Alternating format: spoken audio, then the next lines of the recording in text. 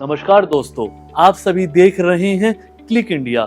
1970 के दशक में जब आर्नोल्ड ने स्टेज पर खड़े होकर पोज मारा और मिस्टर ओलंपिया का फर्स्ट टाइम खिताब जीता, तो उस वक्त वर्ल्ड और भारत सहित किसी को भी इसकी जानकारी नहीं थी। लेकिन अब वक्त बदल रहा है। 2000 के बाद बॉडी बिल्डिंग भारत में जिस तरीके से आगे बढ़ा वो किसी से छिपा नहीं है। आज लोग बॉडी बिल्डिंग के अंदर अपना करियर बना रहे हैं। हमारे साथ इस कड़ी में बड़े खास ही मेहमान मौजूद है, रजत गोयल जी, जो बॉडी बिल्डर भी है और फिटनेस ट्रेनर भी है। सर, आपका हमारे खास कार्यक्रम में बहुत बहुत स्वागत है। Thank you so much. Sir से पहले जानते हैं कि सर ने कौन कौन से टाइटल जीते हैं, क्योंकि इतने सारे टाइटल हो गए मैं तो उसको एक्सप्लेन भी नहीं कर पाऊंगा। सर बताइए अपनी जर्नी के बारे में बॉडी बिल्डिंग की। बिल्कुल, थोड़ा सा मैं शुरुआत से शुरू करता हूँ। सन 2000 में मैं पहली बार जिम गया था। मैं जब 13 साल की उम्र का था और वहां से मैंने एक जो वेट ट्रेनिंग होती है या बोलते हैं कि वजन उठाना शुरू किया था।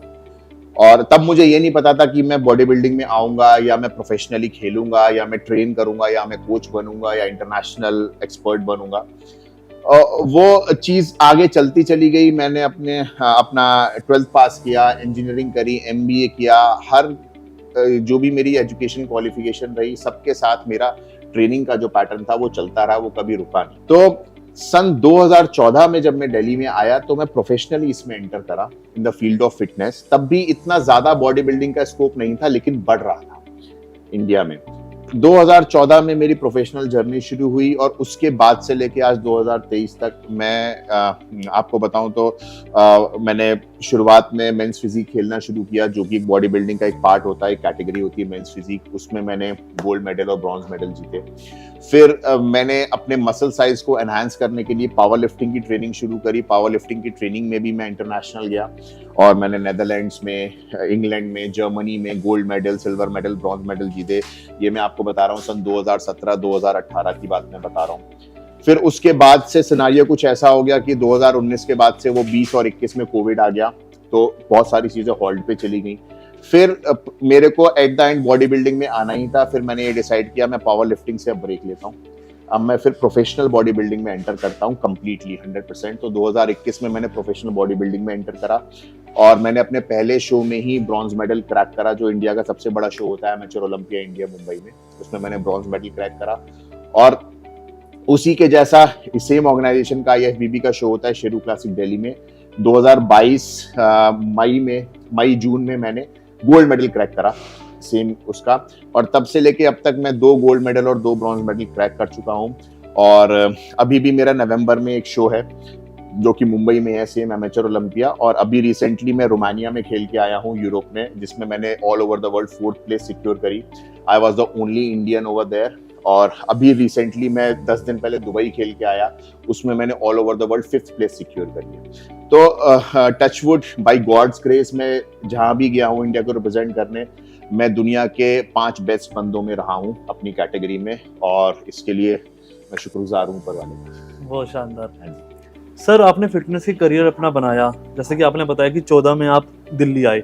इस दौरान सर हमें हमारे दर्शकों को ये बताइए कि आपने बॉडी कैसे बनाई उस वक्त पे, और आपकी चीजें क्या चैलेंजेस थे, क्योंकि अभी की बात की जाए 23 की तो काफी चीजें अवेलेबल है, बट उस टाइम पर इतनी नहीं थी। बिल्कुल, आप देखिए एक वर्ड होता है एवोल्यूशन, हर एक चीज की ग्रोथ। यस। तो जिस समय जिस चीज की अवेलेबिलिटी होती है या जिस समय जिस चीज का वो सिनेरियो चल रहा होता है, तो सब लोगों का जो प्रोग्रेस का लेवल होता है वो वैसा ही होता है। तो 2014-15 में जिस तरीके की बॉडीज होती थी, आजकल वो बॉडीज एक बिगिनर्स की है। जी सर।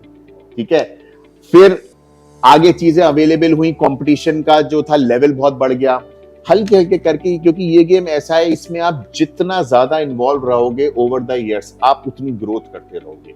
तो इट्स नॉट ओनली कि हमारे पास क्या अवेलेबल है या क्या अवेलेबल नहीं है, आपके अंदर वो कितना, आपके अंदर का जज्बा क्या कहता है कि आप कितना उससे लंबा खींच सकते हो और आपका एंड गोल क्या है, आप कहाँ जाना चाहते हैं। सर, वर्कआउट के टाइम पर मेंटल हेल्थ के लिए कितना जरूरी है उस वक्त? मेंटल हेल्थ के बिना देखिए कोई भी ट्रेनिंग पॉसिबल नहीं है, फिर चाहे आप बॉडी बिल्डिंग ले लीजिए या आप कोई और भी स्पोर्ट ले लीजिए। बिकॉज देखिए सारी जो चीजें हमारी यहीं से कंट्रोल हो रही हैं, जितने भी हमारे बॉडी के न्यूरॉन्स हैं वही हमारे माइंड को सिग्नल भेजते हैं, ठीक है।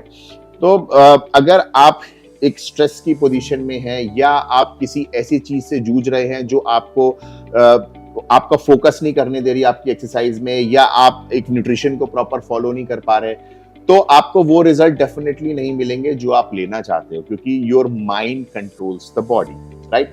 अब इसी की तरीके से जिसका पूरा दिमाग का काम है, तो क्या होता है कि वो दिमाग तो उसका अच्छा चलता है लेकिन कहीं ना कहीं बॉडी उसका साथ नहीं देती है, ठीक है। तो जो लोग कहते हैं अनहेल्दी हैं, तो ये दोनों एक दूसरे के कॉम्प्लीमेंट्री हैं। दिमाग के साथ साथ शरीर की जरूरत है और शरीर को चलाने के लिए दिमाग की जरूरत है।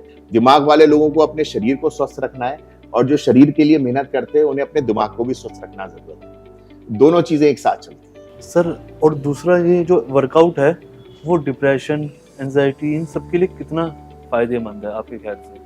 जैसा कि मैंने बताया कि माइंड और कंट्रोल किया जा सकता है, मतलब बिल्कुल करते। देखिए, जब भी हमारी बॉडी में एंजाइटी, स्ट्रेस या डिप्रेशन कुछ होता है तो उसके कोई ना कोई फैक्टर्स या रीजन होते हैं। सबसे बड़ा रीजन यही होता है कि अगर हमारे साथ कोई भी दुर्घटना हो गई या कोई हमारे साथ कोई भी एक बुरी चीज हो गई, हम उसे कॉन्स्टेंटली सोचते रहते हैं, या हमें लाखों रुपए का लॉस हो गया, या हमारा कोई नियर एंड डियर वन चला गया इस दुनिया से, तो हम कॉन्स्टेंटली उसको सोचते रहते हैं। अब क्या होता है, उसके चक्कर में आपका स्ट्रेस और डिप्रेशन, कॉन्स्टेंटली उसे सोच के आपकी बॉडी वो हार्मोन्स को ज्यादा प्रोड्यूस करती है। उसका सबसे अच्छा तरीका है कि आप उन हार्मोन्स को सप्रेस करने की कोशिश करिए या उन्हें एलिमिनेट करने की कोशिश करिए फील गुड हार्मोन्स से।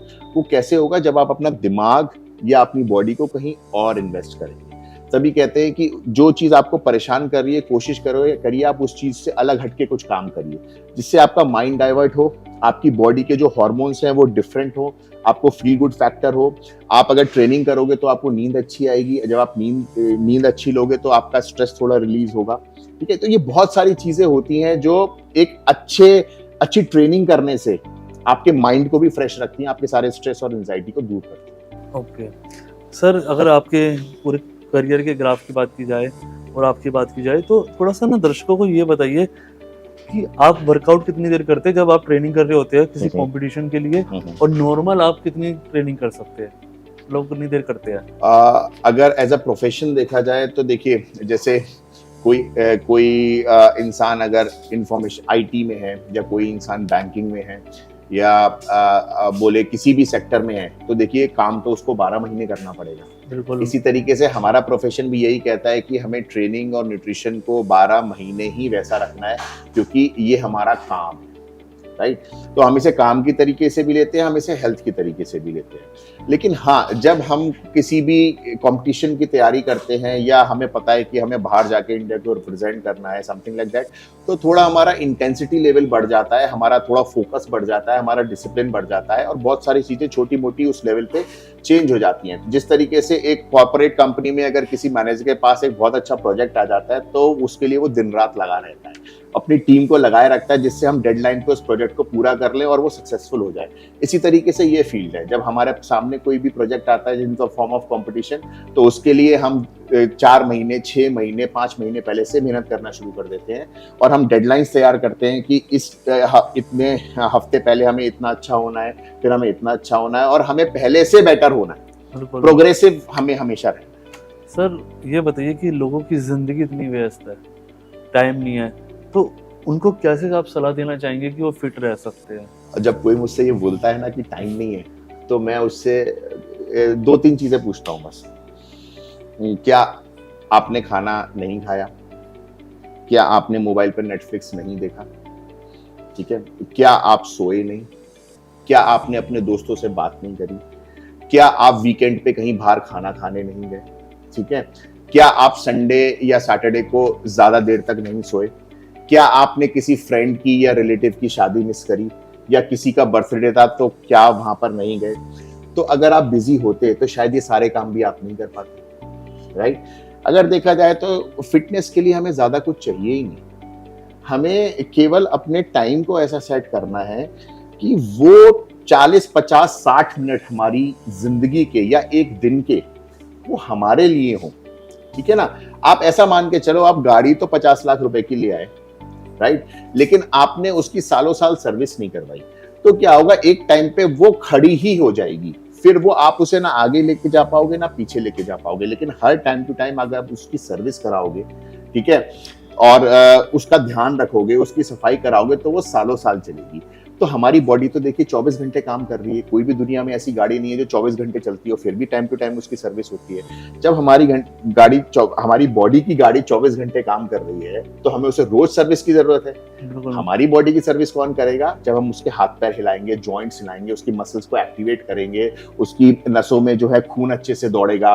तो ये तरीका है। जब आप कभी भी ये सोचें कि आपके पास टाइम नहीं है, तो आप उन सारी एक्टिविटीज को ध्यान से देखें जो आपके लिए जरूरी नहीं है। आप उनमें से 1 या 2 एक्टिविटी ऐसी जरूर सोचेंगे जिसमें आप 1 या 2 घंटा अपना अनवांटेड वेस्ट कर रहे हैं, तो उस टाइम को आप वहां पे लेके चले जाइए। It's as simple as this. देखिए, एक कोई भी अगर आपको कहीं पे भी आप रोक रहे हो या कोई चीज आपको कुछ करने से रोक रही है, उसका तरीका क्या है? हम उसका सोल्यूशन ढूंढें। हम ये नहीं सोच सकते यार ये तो हो ही नहीं सकता। अगर ये नहीं होगा तो क्या होगा? 5 साल 10 साल बाद आपकी बॉडी बोलेगी नहीं, इससे ज्यादा करो। फिर आपको सारे काम रोक के फिर आपको इसी को काम बनाना पड़ेगा। तो ऐसी नौबत ही ना है। मेन चीज यही है, टाइम सबके पास है, बट हमें टाइम टेबल सेट करने की जरूरत है। बहुत जी, बिल्कुल जी। सर, आजकल एक वर्ड चला हुआ है प्रैप कोच और एक ट्रेनर। सर, थोड़ा सा बताएंगे कि इसमें क्या फर्क होता है? ट्रेनर का अगर एक ब्रॉड डेफिनेशन में देखूं, तो ट्रेनर एक ऐसा इंसान है जो आपको ट्रेनिंग कराता है किसी भी स्पेसिफिक चीज से रिलेटेड। अब चाहे वो वेट ट्रेनिंग हो, चाहे वो कार्डियो ट्रेनिंग हो, चाहे वो कैलिस्थेनिक्स हो, चाहे वो किसी स्पोर्ट्स की ट्रेनिंग हो, ठीक है, वो उस फिजिकल एक्टिविटी का एक छोटा सा एक्सपर्ट हो। बिल्कुल। कोच की बात करें तो एक कोच का काम होता है कि आपके ट्रेनिंग, न्यूट्रिशन, आपके लाइफस्टाइल, आपके गोल्स, सबका ध्यान रखते हुए आपको उस गोल को अचीव कराए। बिल्कुल। A to Z from top to bottom हर एक चीज का ध्यान एक कोच को रखना होता है। अगर आप जिम में नॉर्मली जाके एक ट्रेनर से ट्रेनिंग कर रहे हो, तो वो आपको 1 घंटे में 6-7 एक्सरसाइज कराएगा, आपके रेप्स काउंट करेगा, आपको बॉडी पार्ट ट्रेन करा देगा, उसका काम हो गया। आप क्या कर रहे हो, क्या नहीं कर रहे हो, क्या खा रहे हो, वो नहीं कर पाएगा, क्योंकि उसकी नॉलेज वहीं तक सीमित है। बिल्कुल। तो मैं इसीलिए हमेशा सबको ये सजेस्ट करता हूं कि हर एक बंदे को एक कोच के अंडर जाना चाहिए। ट्रेनर ठीक है, आप ट्रेनिंग, अगर आप बाकी चीजों के एक्सपर्ट हो, आप एक ट्रेनर के अंडर जा सकते हो, लेकिन जब आप एक कोच के अंडर जाओगे ना, तो एग्जैक्टली आपकी बॉडी की और भी जो प्रॉब्लम्स है ना, वो भी सॉल्व होगी। आप हमेशा देखो कि आप एक ऐसे कोच के अंडर जाओ जिसको, सबसे पहली बात तो जिसको खुद ही ट्रेनिंग एक्सपीरियंस हो, वो केवल लिखने पढ़ने वाला कोच ना हो, ठीक है, और उसने खुद ही इस फील्ड में कुछ ना कुछ कर रखा हो, क्योंकि ये फील्ड ना फील की फील्ड है।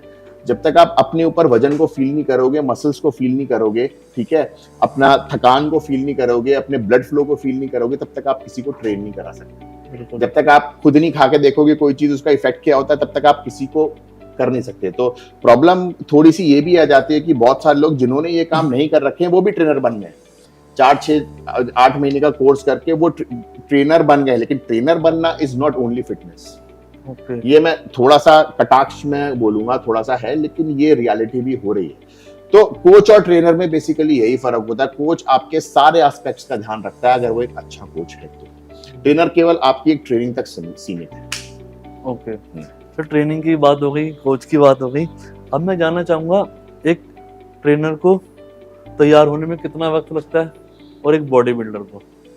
तैयार बोले तो किस सेंस? पूरी रेडी बॉडी के लिए, पूरे प्रॉपर तरीके से, माइंड से लेके, बॉडी से लेके, हर चीज से लेके। हमारी बॉडी कभी रेडी नहीं होती। अगर हमारी बॉडी रेडी हो गई होती तो हम अगले कंपटीशन में उसे बेटर करने का नहीं सोचते। ये बात है, आप समझो, ठीक है। हमेशा आपको अपनी बॉडी में कहीं ना कहीं कमी दिखेगी। अगर आपको नहीं दिखेगी तो वो रह ही जाएगी। तो हम हमेशा बेटरमेंट के लिए काम करते हैं। अगर हमने उस बेटरमेंट पे काम कर लिया, तब हम कह सकते हैं कि हम इसे उस स्पेसिफिक टाइम पीरियड के लिए रेडी हो गए। लेकिन फिर हो सकता है आपसे और अच्छा आ जाए, तो आपको और अच्छे के साथ कंपटीशन करने के लिए रेडी होना है। फिर आप और अच्छे हो, क्या हो गए, फिर और अच्छा होना है। बिकॉज सी देखिए, इसकी कोई सीमा नहीं है। आप एग्जाम में भी बैठते हो तो आपको नहीं पता कि आपके पास किस तरीके का क्वेश्चन आ जाएगा। आप हो सकता है हार्डेस्ट क्वेश्चन तैयार करके गए हो, लेकिन उसका भी हार्ड क्वेश्चन आ जाएगा। तो अगली बार आपको और अच्छी तैयारी करनी पड़ेगी, राइट। तो इसी तरीके से इस फील्ड का है। तो एक बॉडी को ये नहीं पता कि वो ट्रेनर है या कोच है या बॉडी बिल्डर है।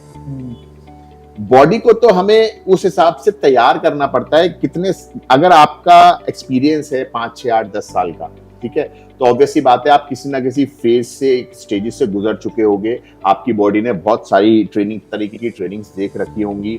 ये एक्सपीरियंस पे डिपेंड करता है, ये आपके डेजिग्नेशन पे डिपेंड नहीं करता। बहुत सारे अच्छे अच्छे कोचेस हैं जो बहुत ही कम टाइम में उन्होंने अपना आई शुड से कि कम टाइम उन्होंने अपने गेम को दिया, लेकिन बहुत अच्छे कोच बने। बहुत सारे ऐसे अच्छे अच्छे बॉडी बिल्डर्स हैं जो कोचिंग नहीं कराते। आप समझ रहे हो, बहुत सारे आप, जैसे आर्नल्ड श्वार्ज़नेगर है, वो कोचिंग नहीं कराता, आपको टिप्स दे देगा लेकिन वो कोचिंग नहीं कराता। ऐसे बहुत सारे लोग हैं। तो इसी तरीके से कि हम किसी के लिए भी ये नहीं बोल सकते कि वो इतना टाइम इसको ज्यादा लगता है या कम लगता है। नो, इट डिपेंड्स आपको कहां जाना है। अगर मुझे बहुत अच्छे से कंपीट करना है तो मुझे उस हिसाब से तैयार करना पड़ेगा।